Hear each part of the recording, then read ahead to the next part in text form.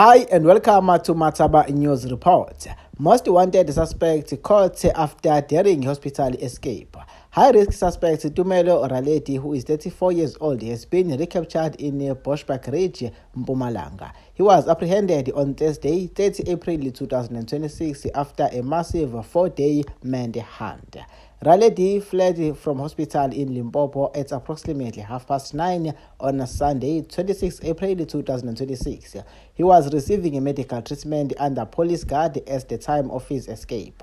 Members of public provided tip-offs that led the police to a house in Boschbach Ridge where he was hiding. Raledi faces multiple serious charges of violent crime committed between 2023 and 2025, including rape and attempted murder. Shout out to all members of public who provided tip-offs that led the police to get this guy arrested.